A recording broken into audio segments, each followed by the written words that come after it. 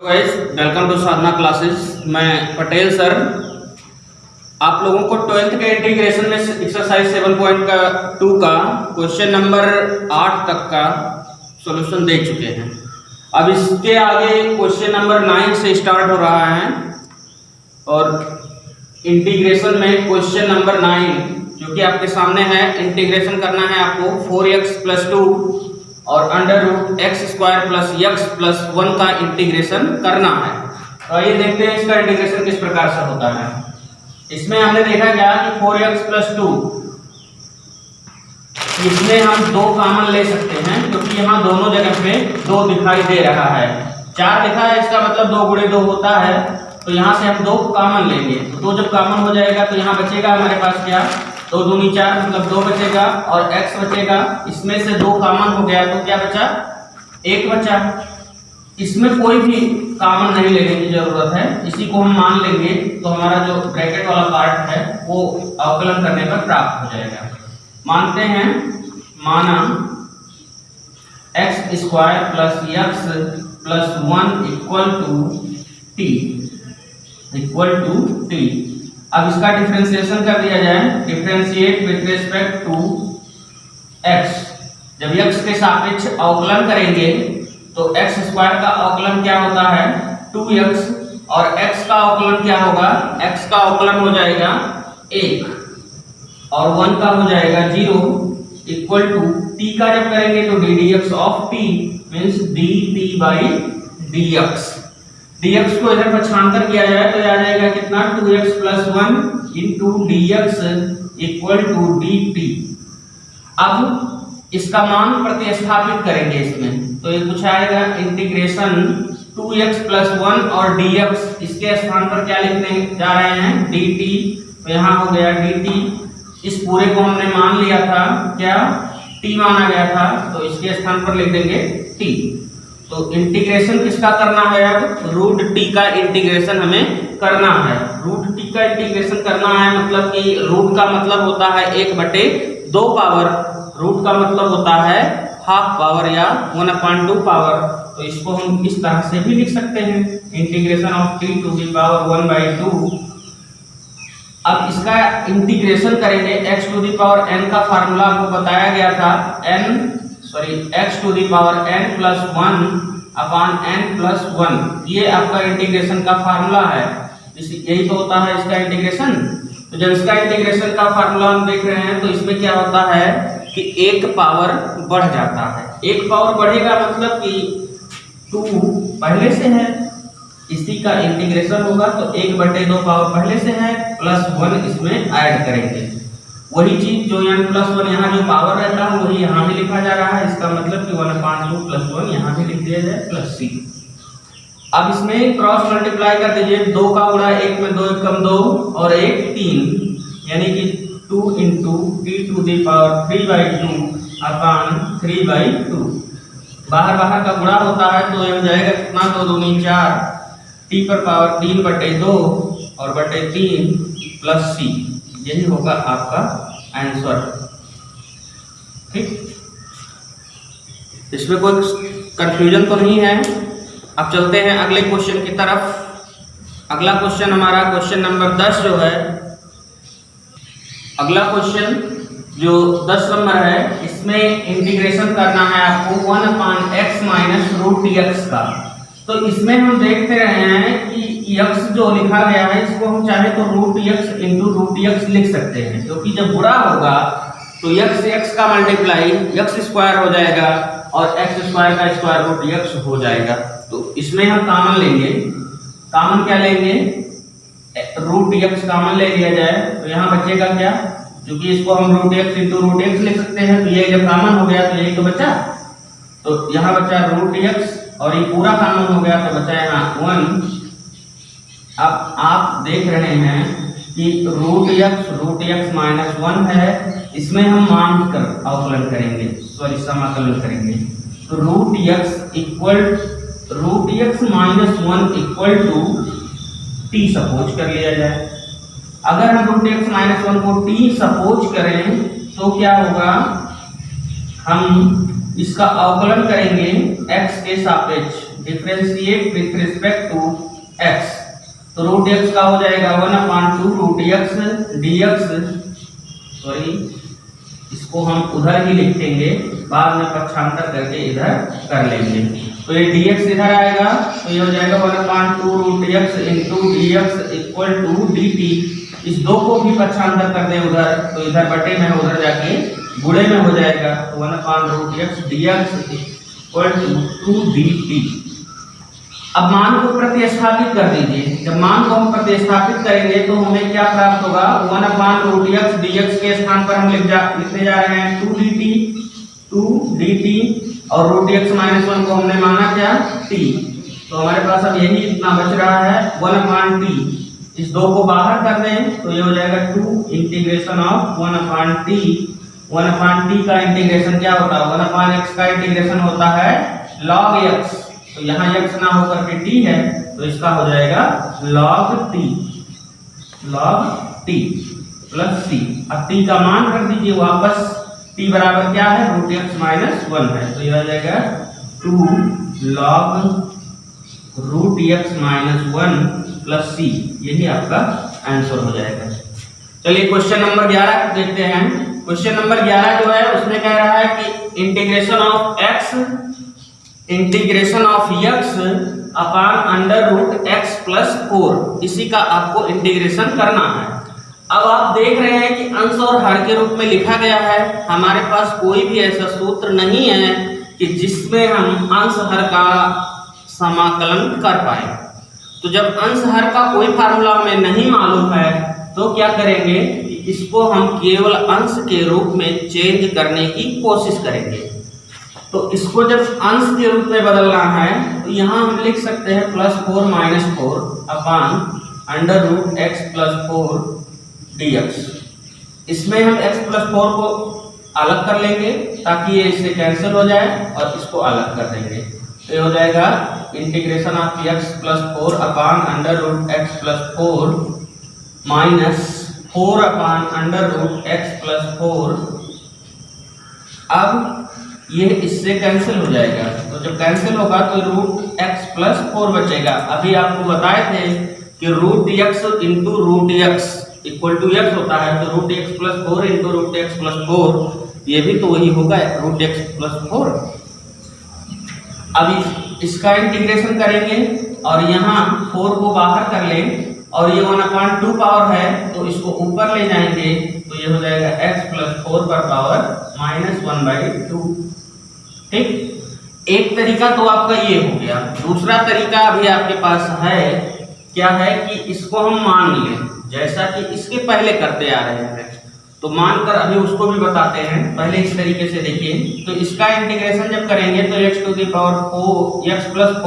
Power 1/2 plus 1 upon 1/2 plus 1 -4 और x+4 पर whole power -1/2 plus 1 upon -1/2 plus 1 plus c। अब यहाँ 2 एकम 2 और 1 3/2 पावर हो जाएगा, यानी कि x+4 पर पावर 3/2 अपॉन 3/2 -4 और x+4 टू दी पावर 2 एकम 2, 2 में से 1 घटेगा 1/2 पूरे का बटा 1/2 प्लस c। अब इसमें हम बाहर का गुणा करते हैं, तो गुणा होगा तो क्या हो जाएगा 2/3 x+4 to the whole power 3/2 -2 4 8 x+4 का होल पावर 1/2 प्लस c, यही आपका आंसर हो जाएगा। दूसरा तरीका आप देख लीजिए, इसको दूसरे तरीके से किस प्रकार से सॉल्व कर सकते हैं हम। यहीं से ये आपका क्वेश्चन हो गया, इसमें हम मान लेंगे, माना x+4 इक्वल टू t, तो इसको हम लिख सकते हैं x इक्वल टू t -4 लिख दिया गया। अब क्या करेंगे, इसका अवकलन करेंगे। तो जब अवकलन करोगे तो ये हो जाएगा x का अवकलन लिख दीजिए, differentiate with respect to x का हो जाएगा 1 और t का हो जाएगा ddx ऑफ t या dt/dx जी, और 4 का हो जाएगा 0। अब 1 equal to D T by D X है। डी एक्स को अगर हम पक्षांतर करते हैं तो D X equal to D T प्राप्त होगा। अब हम क्या करेंगे, dx के स्थान पर dt रिप्लेस करेंगे, x प्लस 4 को रिप्लेस करेंगे t से और x को रिप्लेस करेंगे किससे, t माइनस 4 से। तो कुछ इस प्रकार से प्राप्त होगा। x के स्थान पर क्या लिखेंगे, t माइनस 4, तो यहाँ हो गया t माइनस 4। x प्लस 4 के स्थान पर आप t लिखेंगे तो ये हो गया रूट t और dt, क्योंकि dx और dt इक्वल है। अब रूट टी है, हर को अलग अलग कर दिया जाए तो T by root T minus 4 by root T D T. अब रूट टी से टी में जब भाग देंगे तो क्या प्राप्त होगा, रूट टी और यहाँ 4, एक सेकेंड, इसको जो है अलग कर दें और माइनस 4 को बाहर करके यहाँ 1/√t बचेगा। अब रूट टी का इंटीग्रेशन अगर करते हैं तो क्या होगा, टी पर पावर 1/2 प्लस 1/1/2 प्लस 1 माइनस 4। इसमें इसको हम ऊपर ले जाएंगे तो ये कुछ इस फॉर्म में आएगा, टी पर पावर -1/2। जब टी पर पावर -1/2 होगा तो इंटीग्रेशन क्या हो जाएगा, टी पर power -1/2 plus 1/-1/2 plus 1 plus c। इसी को थोड़ा सा और सॉल्व करें तो 2 एकम 2 और 1 3/2 होगा, गुणा होगा व्युत्क्रम तो 2/3 टी पर पावर 3/2, 2 एकम 2 और 1 3/2। उसके बाद -4 है, 2 एकम 2, 2 में से 1 घटेगा 1/2 होगा, व्युत्क्रम गुणा मतलब 4 गुणे 2/1 और टी पर पावर 1/2 प्लस c। वापस से इसका मान रख लेंगे, टी का इसका मान रख देंगे टी का, तो यही आ जाएगा। फिर हमें लगता है कि कोई कंफ्यूजन नहीं होगा। चलिए नेक्स्ट क्वेश्चन पर चलते हैं। 12 नंबर क्वेश्चन में दिया गया है x³ - 1 to the whole power 1/3 x to the power 5 का इंटीग्रेशन। इसका इंटीग्रेशन करने से पहले इसको हम थोड़ा सा अलग खंड में तोड़ेंगे। इसलिए तोड़ेंगे क्योंकि हम इसमें मान कर करते हैं समाकलन, और जब मान कर करेंगे तो अवकलन करने पर बहुपद हमें प्राप्त होना चाहिए जो हम प्रतिस्थापित कर सकें। तो देखते हैं x³ - 1 to the whole power 1/3 x to the power 5 है, इसको हम चाहें तो x³ × x² में लिख सकते हैं। क्यों, क्योंकि ये पावर जो होता है ये ऐड हो जाता है। जब पावर ऐड हो जाएगा तो क्या होगा, यहाँ पर हो जाएगा x³ × x²। अब मान लीजिए, माना x³ - 1 इक्वल टू t। अगर x³ - 1 को हम t सपोज करते हैं और इसको हम पक्षांतर करें, -1 को पक्षांतर करें तो ये क्या होगा, x³ equal to t plus 1। अब डिफरेंशिएट कर दिया जाए, differentiate with respect to x। जब x के सापेक्ष अवकलन करेंगे आप तो क्या होगा, x³ का अवकलन 3x²। क्यों 3x² होगा, यह आप जानते हैं क्योंकि x to the power n का अवकलन होता है nx to the power n-1। अब यहाँ आप क्या देख रहे हैं कि एक पावर माइनस हो जाता है और जो पावर पहले से रहता है वो आगे आ जाता है। सेम यहाँ ऐसे कर दीजिए कि यह क्यूब है तो 3 आगे आ गया, इसमें से एक पावर माइनस करने का मतलब कि 3 में से 1 घटाएं तो यहाँ कितना पावर 2 इक्वल टू t का हो जाएगा तो ddx ऑफ t 1 का 0, क्योंकि 1 कांस्टेंट है और आप जानते हैं कि कांस्टेंट का अवकलन 0 होता है। लेकिन समाकलन में ऐसा नहीं है, समाकलन जब होता है तो कांस्टेंट का समाकलन क्या होता है, x। तो आइए देखते हैं इसके आगे। अब मान को हम प्रतिस्थापित करें तो प्रतिस्थापित कर रहे हैं तो हमारे पास x² × dx है, इसको हम रिप्लेस करना चाहते हैं। कुछ इसी फॉर्म में इसको हम चेंज करना चाहेंगे तो dx को इधर लाएं तो ये हो जाएगा x² × dx। 3 को उधर ले जाएं तो ये डिवाइड हो जाएगा क्योंकि इधर गुणा के रूप में है तो उधर जाके भाग होना चाहिए। तो ये 1/3 dt। मान को प्रतिस्थापित करें तो प्रतिस्थापित करेंगे तो x³ - 1 को किससे, t से। यहाँ लिखेंगे क्या, t to the whole power 1/3। x³ किसके इक्वल है, t प्लस 1 के इक्वल है। बाकी जो x² dx है यह किसके इक्वल है, 1/3 dt। 1/3 कांस्टेंट है, इसको सबसे बाहर कर दिया जाए तो ये अब आ जाएगा 1/3 और इसका इस ब्रैकेट वाले में गुणा करेंगे जब गुणा करेंगे तो क्या हो जाएगा, t to the power 1/3 plus 1। ये समाकलन नहीं हो रहा, गुणा हो रहा है। गुणा करेंगे तो यहाँ एक पावर पहले से है, एक पावर पहले से जब है तो जब गुणा करते हैं तो क्या होता है, घात जुड़ता है, तो इसीलिए यहाँ पर पावर जोड़ा जा रहा है। जब एक में गुणा करेंगे तो उतना ही रह जाएगा, t पर पावर 1/3।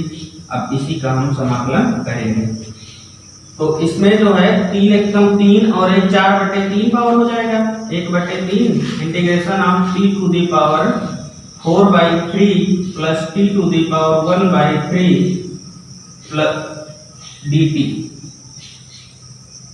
अब देखिए यहाँ 4/3 पावर, यहाँ 1/3 पावर है। अब हम समाकलन जब करेंगे तो समाकलन का नियम हमारा कहता है कि x to the power n का क्या हो जाता है, x to the power n plus 1 upon n plus 1, मतलब एक पावर जुड़ जाता है। तो यहाँ क्या बन जाएगा, 1/3 t टू द पावर 4/3 पहले से है, एक पावर जुड़ा, यहाँ भी 4/3 प्लस 1, ठीक, plus t to the power 1/3 plus 1 upon 1/3 plus 1 plus c। अब इसी में क्या करेंगे, 3 एकम 3 यहाँ लिख दे रहे हैं, 1/3 t टू द पावर 3 एकम 3 और 4 7, t पर power 7/3 upon 7/3 plus t to the power 3 एकम 3 और 1 4, t to the power 4/3 upon 4/3 plus c। अब इसमें बाहर का गुणा होता है, मतलब व्युत्क्रम गुणा, तो ये हो जाएगा क्या, 3/7, तो 1/3 गुणे 3/7 t पर पावर 7/3 प्लस 3/4 t पर पावर 4/3 प्लस c। अब हम देख रहे हैं कि यहाँ 3 और 3 कैंसिल हो जाएंगे, तो इसको कैंसिल कर देंगे, तो यहाँ आ जाएगा 1/7 t पर पावर 7/3 प्लस 3/4 t पर पावर 4/3 प्लस c। यही हो जाएगा मतलब हमारा इंटीग्रेशन। अब हम क्या करेंगे, जो हमने माना था उसको वापस रख देंगे, t के स्थान पर मान को प्रतिस्थापित वापस से। तो t किसके इक्वल है, x³ - 1 के, तो आ जाएगा 1/7 x³ - 1 का होल पावर बनेगा, क्योंकि ये पूरे पर t पर पावर है ना, 7/3 प्लस ये प्लस है भैया 3/4 t यानी कि x³ - 1 का होल पावर 4/3 प्लस c। ये हो गया आपका आंसर। अगर कोई कंफ्यूजन लगे या लैंग्वेज डिफिकल्ट दिख रहा हो तो आप कमेंट करेंगे, तो फिर से इसको आपको बताया जाएगा। मेहनत करिए, और मेहनत करेंगे तो जाहिर सी बात है कि आपको जो भी समस्या होगी उसका सॉल्यूशन भी हम मेहनत से देंगे। चलिए नेक्स्ट क्वेश्चन पर चलते हैं। Question number 13। क्वेश्चन नंबर 13 जो हमारा है, x² अपान 2 + 3x³ का होल क्यूब दिया गया है, इसी का इंटीग्रेशन हमें करना है। हम देख रहे हैं यहाँ x³ है, अगर हम मानते हैं इस पूरे को तो अवकलन करने पर यह चीज हम प्राप्त कर सकते हैं, इसलिए इसको हम पूरे को मान लेंगे। तो इस पूरे को क्या मानेंगे, लेट्स सपोज माना 2 + 3x³ = t। अगर इस पूरे को हमने t माना तो अब इसका डिफरेंशिएशन करें तो देखते हैं क्या आता है। Differentiate with respect to x। आपको पहले भी बता चुके हैं कि x के सापेक्ष क्यों करते हैं, क्योंकि यहाँ हमें समाकलन जो करना है वो x के सापेक्ष ही करना है। जिसके सापेक्ष समाकलन करना होगा, मानने के बाद आप उसी के सापेक्ष अवकलन करेंगे। तो 2 का हो जाएगा 0 क्योंकि कांस्टेंट है, 3 का नहीं करेंगे क्योंकि इसके साथ चर है, तो 3 × x³ का करोगे तो 3x² = ddx of t। 3 × 3 = 9, x² = dt/dx। इसको पक्षांतर कर लें तो 9x² × dx इक्वल हो जाएगा किसके, dt के। 9 की हमें आवश्यकता नहीं है क्योंकि x² के आगे कोई नंबर है नहीं, तो x² dx = 1/9 × dt। अब हम इसका मान प्रतिस्थापित करेंगे। जब प्रतिस्थापित करेंगे तो क्या प्राप्त होगा, एक्स स्क्वायर डी एक्स। इस पूरे के स्थान पर हमें क्या रखना है, 1/9 dt। तो 1/9 को बाहर, क्योंकि कांस्टेंट है, और dt बटे इस पूरे के स्थान पर क्या लिखने जा रहे हो, इसके स्थान पर लिखेंगे आप t।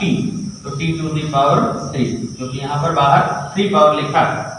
अब t क्यूब हो गया, इसको हम लिख सकते हैं 1/9 integration of t to the power -3, क्योंकि आप जानते हैं 1/a to the power m equal होता है a to the power -m के, ऐसा सूत्र होता है। तो अब इसका integration 1/9 t to the power -3 plus 1/-3 plus 1 plus c। अब -3 प्लस 1 का क्या मतलब होता है, इसका मतलब होता है t पर पावर -2/-2 प्लस c। तो इस -2 का इसमें गुणा हो जाएगा, तो यह आ जाएगा -1/18 t पर पावर, नीचे आएगा तो ये भी पॉजिटिव हो जाएगा, t² प्लस c। अब हम मान वापस रख देंगे, -1/18 t के स्थान पर क्या लिखेंगे, जो माना गया था 2 + 3x³ का होल स्क्वायर प्लस c। यही होगा आपका आंसर। आप चाहे तो इसको -1/18 को अलग लिख दें और इसको अलग भी लिख सकते हैं, तब भी वो सही है, ठीक है ना। चलिए अगला क्वेश्चन देखते हैं, क्वेश्चन नंबर 14। क्वेश्चन नंबर 14 जो हमारा है, ये कह रहा है कि 1/x log x to the power m का इंटीग्रेशन करिए। इसका इंटीग्रेशन करना है, 1/x log x to the power m का इंटीग्रेशन हमें करना है। तो इसमें सबसे पहले हम मानेंगे, क्या मानेंगे, log x को, क्योंकि इसका अवकलन 1/x होता है। log x equal to d, differentiation करेंगे, किसके सापेक्ष करोगे, differentiate with respect to x, x के सापेक्ष अवकलन करने पर। log x का अवकलन आप जानते हैं 1/x होता है, 1/x होता है dt/dx। dx को इधर लाएंगे तो 1/x dx equal to dt। मान को प्रतिस्थापित करें तो ये हो जाएगा 1/x के स्थान पर क्या लिखोगे, dt, और log x को क्या माना गया, t। तो यह आ जाएगा 1/t to the power m और dt। t पर पावर m नीचे जब प्लस में है तो ऊपर जाएगा तो क्या होगा, माइनस में पावर होगा, यानी t to the power -m। अब इसका हम इंटीग्रेशन करेंगे तो t to the power -m plus 1/-m plus 1 plus c। t के स्थान पर मान रखेंगे, क्या मान रखोगे, जो माना गया था t equal to log x। तो ये हो जाएगा कितना, log x to the power -m plus 1/-m plus 1 plus c। अब देखिए इसमें कई तरीके से आप आंसर लिख सकते हैं। एक तो क्या है कि ये पॉजिटिव है, इसको आगे कर दे तो 1 - m हो जाएगा। दूसरा आप क्या कर सकते हैं, इसको नीचे ले जा सकते हैं, तो ये माइनस में है प्लस में हो जाएगा, ये प्लस वाला माइनस में हो जाएगा, ठीक है ना। तो आंसर को दो तरीके से लिख सकते हैं आप। एक तो पहला आपका हो गया log x to the power 1 - m/1 - m plus c। एक तो ये हो गया। दूसरा तरीका आपका ये हो सकता है कि इसको हम नीचे ले जाएं तो 1/1 - m पहले से है ये, और ये नीचे जाएगा तो इसका चिन्ह बदल जाएगा पावर का, तो यह आ जाएगा क्या, log x to the power m-1 plus c, ठीक है ना।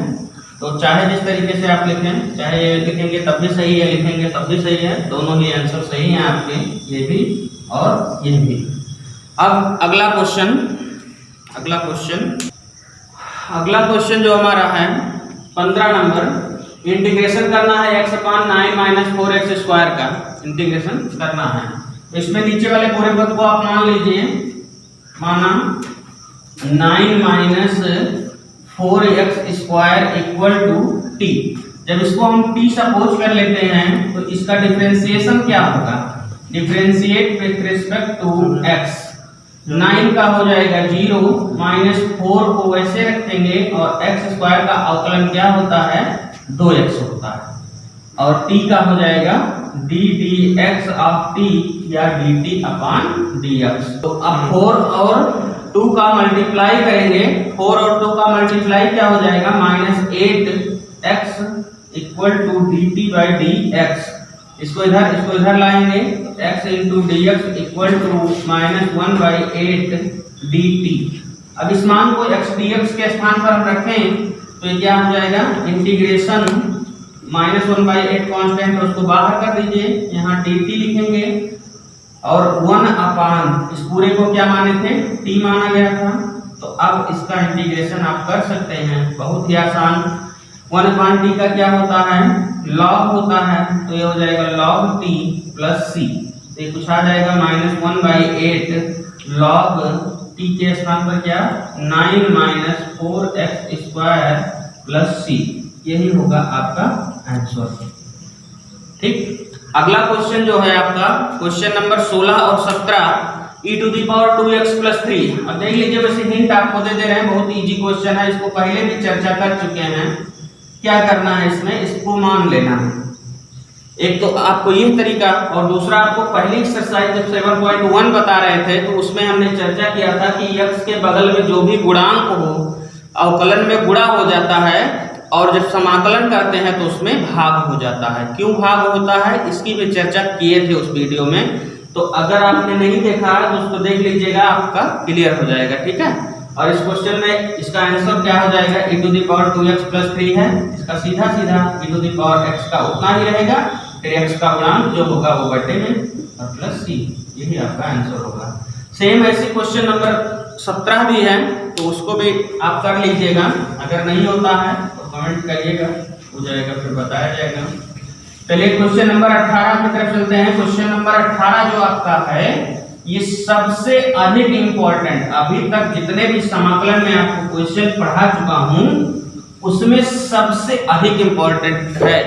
ये क्वेश्चन जो आपका 18 नंबर है ये वेरी इंपॉर्टेंट क्वेश्चन है, very important question, very important question. ये क्वेश्चन आपके एग्जाम में आने की एकदम 90% चांस है। ठीक, और आसान भी है क्वेश्चन, ऐसा कुछ नहीं है कि बहुत डिफिकल्ट क्वेश्चन है, और परीक्षा में मैक्सिमम क्वेश्चन आसान क्वेश्चन ही पूछे जाते हैं। चलिए देखते हैं। e⁻tan 1x 1/1 + x², इसी का इंटीग्रेशन हमें करना है। इसका इंटीग्रेशन करेंगे तो इसमें हम मानेंगे tan 1x को, tan 1x equal to t suppose कर लिया गया। तो अब क्या करेंगे, इसका अवकलन करेंगे, differentiate with respect to t, sorry x। तो tan 1x का आपको बताया गया था सूत्र 1/1 + x² dx इक्वल हो जाएगा dt, ऐसे आएगा। आप कर लेते हैं इसको, या नहीं कर पा रहे हैं तो tan 1x का फार्मूला आपको दिखा दें क्या होता है। tan 1x, integration of tan 1x होता है 1/1 + x²। इसी समय काट का भी देख लीजिए, काट 1x का होता है वही होता है, बस माइनस हो जाता है, -1/1 + x²। ठीक है, तो इसमें इतना आपको प्राप्त हुआ, इसको इधर पक्षांतर करें तो 1/1 + x² dx इक्वल हो जाएगा dt।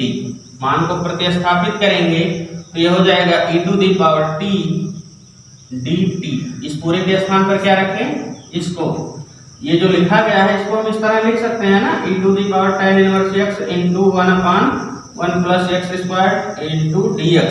तो अब इसके पूरे के स्थान पर क्या आ गया, इस पूरे के स्थान पर आ गया है dt यहाँ से, और इस tan 1x के स्थान पर आ गया t, तो इसके स्थान पर t लिख दिया गया। अब आप जानते हैं कि e⁻t का समाकलन क्या होता है, वही हो जाएगा e⁻t ही, ये हो गया। अब t का वापस मान रख दिया जाए तो ये हो जाएगा e⁻tan 1x + c। क्वेश्चन बहुत इजी है लेकिन बहुत इंपॉर्टेंट भी है, वेरी इंपॉर्टेंट क्वेश्चन। तो इसके आगे अब क्वेश्चन नंबर 19 से चर्चा करेंगे नेक्स्ट वीडियो में। तब तक के लिए धन्यवाद।